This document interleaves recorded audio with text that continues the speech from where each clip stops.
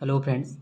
नदी तंत्र की सीरीज में आपका लास्ट नदी तंत्र बचा था, यानी कि जो आपका कुमाऊं मंडल का सबसे बड़ा नदी तंत्र है, काली नदी तंत्र। ठीक है, आज हम लोग पढ़ेंगे काली नदी तंत्र। इससे पहले हम लोग अलकनंदा नदी तंत्र, गंगा नदी तंत्र तथा भागीरथी और यमुना नदी पढ़ चुके हैं। ठीक है, तो हम लोग पढ़ेंगे कि काली नदी का सबसे पहले उद्गम कहाँ से होता है। ठीक है, ये पॉइंट आपका नेपाल तथा भारत का बॉर्डर काला पानी यानी कि लिपुलेख दर्रे के पास पड़ता है। काला पानी, ठीक है, काला पानी से होता है आपका काली नदी का उद्गम होता है। ठीक है, काली नदी के उद्गम होने से यहाँ पे एक जैक्सर श्रेणी, ये वाला जो एरिया होता है इसको जैक्सर श्रेणी बोलते हैं। ठीक है, जैक्सर श्रेणी के जो पूर्वी भाग होगा वहाँ से काली नदी का उद्गम और पश्चिमी भाग से आपका कुटियांटी नदी का उद्गम होता है। ठीक है, जैक्सर श्रेणी के पश्चिमी भाग से कुटियांटी नदी का उद्गम होने के बाद गुंजी में संगम होता है आपका काली नदी से। ठीक है, किस काली नदी थी और कुटियांटी का जो संगम होता है आपका गुंजी में होता है। ठीक है,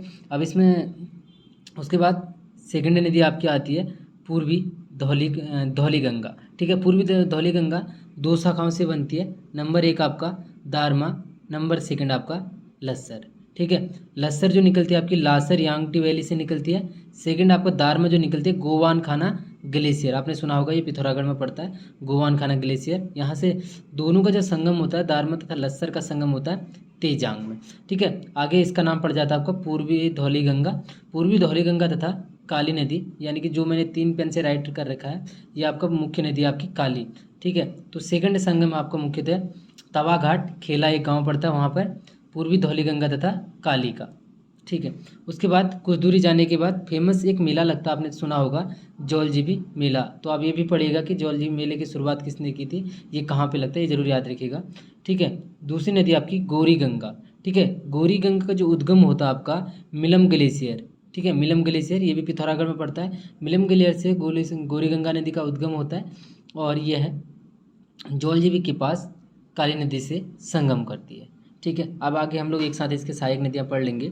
उसके बाद पंचेश्वर, जहाँ पर आपका चंपावत तथा पिथौरागढ़ का बॉर्डर है, तो यहाँ पर जगह नाम पड़ता है पंचेश्वर। यहाँ पर चौमू देवता का मंदिर भी है।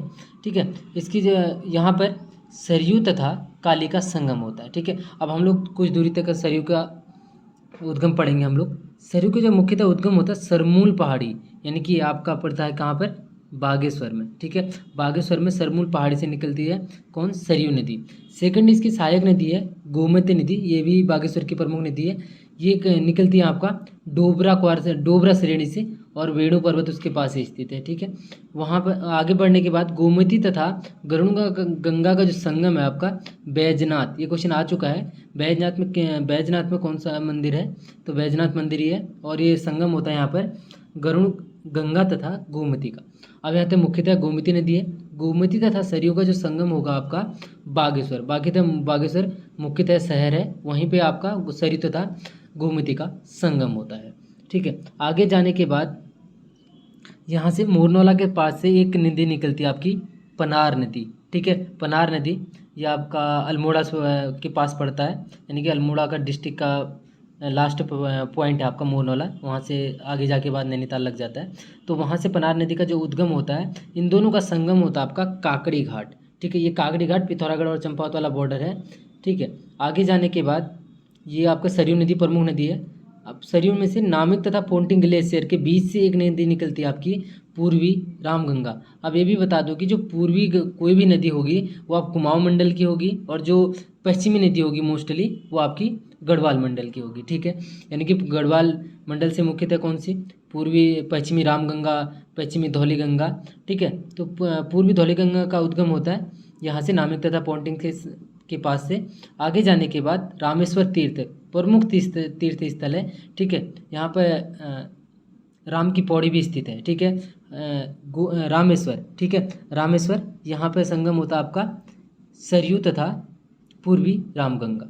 ठीक है, आगे बढ़ने के बाद ये चंपावत तथा पिथौरागढ़ का बॉर्डर बनाते हुए आपका पंचेश्वर में संगम हो जाता है, किससे, काली से, यानी कि सरयू तथा काली का संगम होता है पंचेश्वर। इसके इस साइड आप जो देख रहे हो ये सब आपका पड़ता है नेपाल एरिया। ठीक है, आगे जाने के बाद गढ़मुक्तेश्वर। ठीक है, ये दिल्ली वाला गढ़मुक्तेश्वर नहीं है, चंपावत तथा नेपाल का बॉर्डर वाला गढ़मुक्तेश्वर है।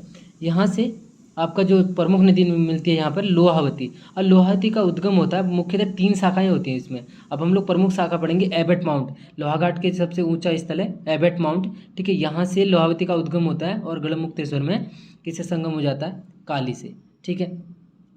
आगे लास्ट नदी जो इसमें मिलती है आपकी लदिया नदी, ठीक है। लदिया नदी 2 शाखाओं से बनती है, आपका रतिया तथा लदिया, ठीक है। रतिया नदी तथा लदिया नदी। लदिया का उद्गम बताया जाता है कि जो गजार पास है, नैनीताल के पास, मतलब नैनीताल डिस्ट्रिक्ट में पड़ता है, वहाँ से उद्गम होता है। रतिया तथा लदिया का जो संगम होता है रीठा साहिब, जहाँ पर 1960 में क्या बनाया गया था, गुरुद्वारा बनाया गया था, ठीक है। आगे बढ़ के बाद इसका नदी नाम पड़ता है लदिया नदी। लदिया नदी तथा काली का जो संगम होता है आपका चूका में होता है, ठीक है। चूका में, यानी कि जो अंतिम काली में जो नदी मिलती है आपकी लदिया नदी मिलती है, ठीक है। आगे जाने के बाद टनकपुर पड़ता है, टनकपुर यानी कि पुराना नाम, इसका नाम क्या था, ग्रास्टिकगंज, ठीक है। यहाँ से इसकी एक शाखा जो हनुमान गंगा नाम से आपको नेपाल बॉर्डर में पहुँच जाती है, एक आगे बॉर्डर बनाते हुए नेपाल में ही चली जाती है, जो आगे घाघरा में मिल जाती है, ठीक है। तो यहाँ से इसका नाम पड़ जाता है आपका शारदा। अब इनकी प्रमुख सहायक नदी हम लोग पढ़ेंगे तो सबसे पहले आप पढ़ेंगे कुटियांगटी की सहायक नदियाँ, ठीक है।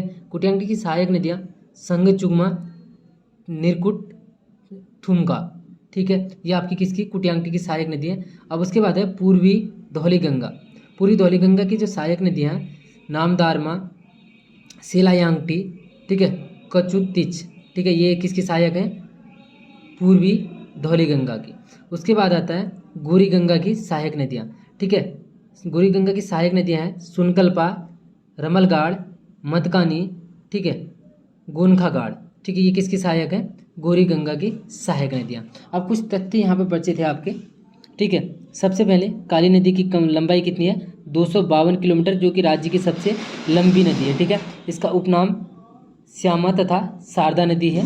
सेकंड आपका सरयू नदी की लंबाई कितनी है, 146 किलोमीटर, तथा पूर्वी रामगंगा की जो लंबाई है 108 किलोमीटर, गौरी गंगा की लंबाई 104 किलोमीटर। अब एक प्रमुख तथ्य थे आपके शारदा संधि, ठीक है, ये हुई थी 1920 में, नेपाल तथा इंडिया के बीच हुई थी। उसके बाद टनकपुर समझौता 6 दिसंबर 1991 को हुआ था। महाकाली संधि फरवरी 1996 को, जो कि 1997 लागू हुआ था, और इसी के तहत पंचेश्वर बांध बनाने हेतु प्रावधान किया गया था, ठीक है। आगे भारत और नेपाल का सीमा बनाती है, आप पढ़ चुके हो। सरयू को रामचरितमानस में नंदिनी कहा गया तथा मिलिंद पन्हों में सरयू को सरम्बू कहा गया। आशा करता हूँ कि ये नदी तंत्र आपको बहुत हेल्पफुल करेगा। धन्यवाद।